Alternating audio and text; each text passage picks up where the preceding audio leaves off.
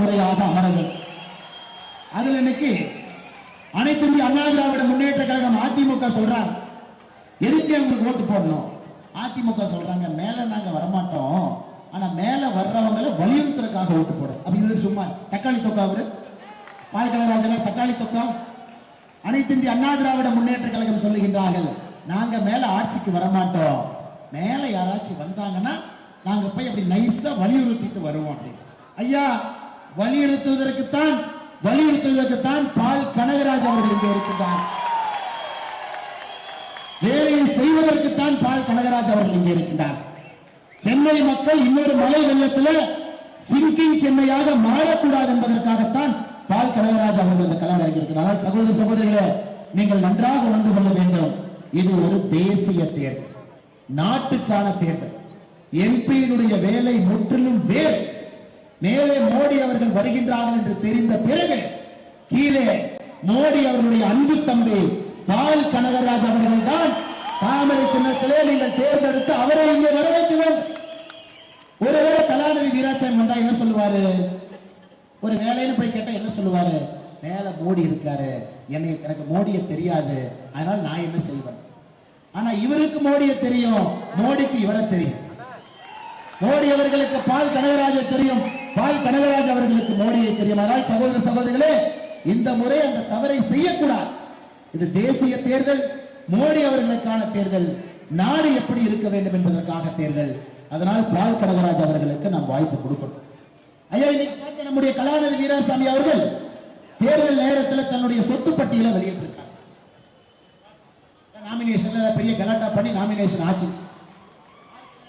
பால் Kanagarajan nomination பண்ணவே விடல. அவர் சொத்து பட்டியலை பார்த்தேன், எவ்வளவு சொத்து வச்சிருக்கார். ஐயா, வேட்பு மனுவில் கலாநிதி வீராசாமி அவர்கள் காட்டியிருக்கக்கூடிய மதிப்பு 31 கோடி ரூபாய். நம்புறீங்களா? ஐயா, நம்முடைய டிஎம்கே பார்ட் 1 ஃபைல்ஸ்ல கலாநிதி வீராசாமி அவருடைய குடும்பத்தினுடைய சொத்து மதிப்பு 2923 கோடி ரூபாய் நம்ம காட்டியிருக்கோம். 2923 கோடி ரூபாய். யாருக்காவது சந்தேகம் இருக்குனாங்க ஐயா, அந்த வீடியோ எடுத்து பார்த்தீங்கன்னா சொத்து எங்கெங்கே வைத்திருக்கின்றார்கள், எந்த நிறுவனத்திலே வைத்திருக்கின்றார்கள், அதனுடைய மொத்த பதிப்பு ஐயா வெறும் 2923 போடல, ஒரு சொத்தையும் போட்டு அதற்கு இருக்கக்கூடிய மதிப்பை போட்டு கூட்டி 2923 கோடி போட்டு. சமீபத்தில் சென்னை உயர்நீதிமன்றம் சொல்றாங்க, சென்னை கோயம்பேட்டில் அரசினுடைய 62.93 சதுர மீட்டர் அளவிலான கிராம நத்தம் நிலத்தை நம்முடைய கலாநிதி வீராசாமி அவர்கள் ஆக்கிரமித்து வைத்திருந்தார்கள், அதை திரும்ப கொடுக்க வேண்டும் என்று சென்னை உயர்நீதிமன்றம் ஒரு தீர்ப்பு கொடுக்கிறார். ஆனால் நீங்கள் நன்றாக புரிந்து கொள்ள வேண்டும், ஆற்காட்டு வீராசாமி அவருடைய மகன் என்கின்ற ஒரே ஒரு ஐடென்டிட்டி ஐயா, அதை தவிர மக்களுக்கு பணி செய்யக்கூடிய எந்த ஒரு எண்ணமும் இல்லாமல் இந்த தொகுதியில மறுபடியும் கலாநிதி வீராசாமி அவங்க வேட்பாளராக போட்டி போடுறாங்க. அண்ணன் துரைமுருகன் அவர் பையன், உங்களுக்கு தெரியுமா? துரைமுருகன் என்ன பையன் இருக்கிறார். கதிரானந்த் அவர்கள் சொல்றாங்க, வேலூர்ல திடீர்னு நம்முடைய சகோதரிகள்லாம் மினுக்கு இருக்கிறாங்க. என்ன யாரும் அடிக்க வந்துடாதீங்க, அவர் சொன்னதை நான் சொல்றேன், எனக்கு கோபம் தான், ஆனா சொன்னது உங்களுக்கு தெரியணுங்கிறதுக்காக சொல்றேன். கதிரானந்த் அவர்கள் மேடையில் சொல்றாங்க, திமுகவினுடைய ஒரு தேர்தல் இருக்கக்கூடிய வேட்பாளர் நம்முடைய சகோதரிகள் தாய்மார்கள்லாம் திடீர்னு மினுக்கு இருக்கிறாங்க. அவரே சொல்றாரு, கொச்சையா பேசுறாங்க, அதெல்லாம் இந்த 1000 ரூபாய் கொடுத்ததுக்கு அப்புறம் ஃபேர் அண்ட் லவ்லி வாங்கி போட்டுக்கிட்டாங்களாம். அவர் இந்த பக்கம் வந்தா செருப்பு தயாரா வச்சுக்கு. நான் வட சென்னையிலே சொல்லிவிட்டு போகின்றேன், நம்முடைய சகோதரிகளை தாய்மார்களை அவமானப்படுத்தவங்க ஊருக்குள்ள எந்த காரணத்துக்கு விட்டாது. ஏதோ இவனுக்கு கொடுக்கிற 1000 ரூபாய் தான் நம்ம ஃபேர் அண்ட் லவ்லியை வாங்கி மினுக்கு போட்டுக்கிறோமா, பாயிண்ட்ஸ் பவுடர் போட்டுக்கிறோமா. ஆனால் சகோதர சகோதரிகளை கொச்சைப்படுத்துவது தன்னுடைய முழுவேற வேலையாக திராவிட முன்னேற்ற கழகம் வச்சிருக்கிறான். தப்பி தவறி அந்த வண்டியில ஏறிடாதீங்க. அந்த பிங்க் கலர் வண்டியான ஒரு வண்டி ஓடிட்டு இருக்கிறாங்க, தப்பி தவறி ஏறிடாது. எப்ப கூட இருந்து தெரியாது. ஒருவேளை தைரியமா மனசை திரைப்படுத்திக்கிட்டு போயிட்டீங்கன்னா அண்ணன் பொன்முடி ஓசிம்பா. ஏன் நீ வண்டி விடுறதில்ல, வண்டி உருப்படியா விடுறதில்ல, ஏதோ ஆசர் அவசரத்துக்கு அந்த வண்டியில் ஏறினா பெண்களை பார்த்து ஓசி என்று சொல்லக்கூடிய பொன்முடி ஒரு பக்கம், துரைமுருகனுடைய மகன் மினுக்கு பெண்கள் இருக்கிறாங்க, 1000 ரூபாய் கொடுக்கிற பேரன்ல ஒளி வாங்கிக்கிறான். ஐயா 1000 ரூபாய் உரிமை தொகை. திமுக காரங்க சொல்றாங்க பாலக்கடராஜனுக்கு ஓட்டு போடாதீங்க, பிஜேபி வந்தா 1000 ரூபாய் உரிமை தொகையை நிறுத்திடுவாங்க.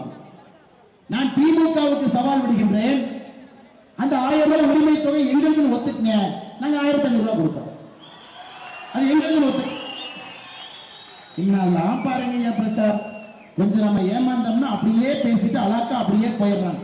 ஒருத்தர் செங்கலை தூக்கிட்டு வருவார், விட்டாதீங்க அவரை மட்டும். ஒரு செங்கலை தூக்கிட்டு ஒரு பையன் பின்னாடியே வருவார். அப்பா பேசுற பொய்யே தாங்க முடியல, தாத்தா பேசின பொய்யும் தப்பிச்சு அப்பா பேசின பொய். இன்னைக்கு பேரன் கிளம்பி இருக்கிறான், அப்பா தாத்தாவோட என் பொய்ய கேளுங்க. சகோதர சகோதரிகளே, வெறும் பொய்யை மட்டும் பேசுவதற்கா இன்னைக்கு திமுக சொல்லக்கூடியது என்னன்னா ஐயா, மத்திய அரசு எங்களை வஞ்சிக்கிறாங்க. திமுக சொல்வது அடிக்கடி மோடி ஐயா தமிழ்நாட்டுக்கு பணமே கொடுக்க மாட்டாங்க. திமுக சொல்வது மோடி ஐயா தமிழ்நாட்டுக்கு பணமே கொடுக்க மாட்டாங்க. இந்த அக்கா மோடி ஐயா தமிழ்நாட்டிற்கு பணமே கொடுக்க மாட்டாங்க, நாங்க 100 ரூபாய் கொடுத்தா 28 ரூபாய் கொடுக்கிறாங்க. கேட்டீங்களா? சொன்னாங்களா ஐயா? சரி ஐயா, கோபாலபுரத்திற்கு பணம் கொடுத்தா தான் நம்ம பணம் கொடுத்தா கணக்கு எழுதுவாங்களாமா. அதாவது 100 ரூபாய் கொடுப்பாங்களாமா. நாம தமிழக அரசுடைய பட்ஜெட் கொடுப்போமா, அது மட்டும்தான் கணக்கா 28 ரூபாயா. ஐயா 45 லட்சம் விவசாயிகளுக்கு தாய்மார்களே வருஷத்திற்கு 6000 ரூபாய் கொடுக்கிறது கணக்கு இல்லையா? அந்த 45 லட்சம் விவசாயிகளுக்கு பிரதமருடைய விவசாய கௌரவ நிதியில இதுவரை 30,000 ரூபாய் வங்கி கணக்குக்கு வந்திருக்கு. 30,000 ரூபாய். இவன் 1 ரூபாய் கொடுத்துட்டு 1000 ரூபாய் கொடுத்துட்டு போடுற சீல் இருக்குதுங்களா பாருங்க. 30,000 ரூபாய் 45 லட்சம் பேருக்கு நம்ம கொடுத்துருக்கிறோம் ஐயா. சத்தமே இல்ல. அது கணக்குல வராதாமா. ஏன் கணக்குல வராதுன்னா, அது மோடி ஐயா நேரம் அக்கௌண்ட்ல போட்டாரு, நான் கமிஷன் அடிக்க முடியல, அது 28 ரூபாய் கணக்குல வராது. இன்னைக்கு பெண்கள் நீங்கள் நின்று கொண்டிருக்கின்றீர்கள். இன்னைக்கு மோடி ஐயா சிலிண்டர் 400 ரூபாய் மானியம், மோடி ஐயா சிலிண்டர் இல்ல தனி சிலிண்டர் 300 ரூபாய் மானியம். தமிழகத்திலே 40 லட்சம் பேருக்கு வருது. அது கணக்கு இல்லையாமா. கோபாலபுரத்து மூலமா கொடுத்தா தான் கணக்கு. சுவநிதி சாலையோர பெரியவர்கள் யாரெல்லாம் வியாபாரம் செய்யக்கூடிய பெரியவர்கள் தாய்மார்களுக்கு 10,000 20,000 ரூபாய் சுவநிதி மூலமாக பணம் கொடுக்கும். முத்ரா கடன் திட்டம் 2 லட்சம் கோடி ரூபாய் கொடுத்திருக்கின்றோம். அதெல்லாம் இது பரோட்டா, இந்த சூரியனை பரோட்டா சாப்பிடுவார், அதெல்லாம் இல்ல, அழுகி முதல்ல இருந்து பரோட்டா கணக்கு எழுது அப்படிங்கிற மாதிரி. நாம் நேரடியாக வங்கி கணக்குக்கு பணத்தை கொடுத்தால் அது கணக்கு இல்லையாமா. இந்த கோபாலபுரத்தை கொடுத்து எதுக்கே கொடுக்கணும்? கமிஷன் அடிக்கவா? இவன் கமிஷன் அடிக்கவா? சகோதர சகோதரிகளை தெளிவா புரிஞ்சுக்கணுங்க. திராவிட முன்னேற்ற கழகம் இந்த தேர்தலிலே வைக்கக்கூடிய ஒரு விஷயமும் போய்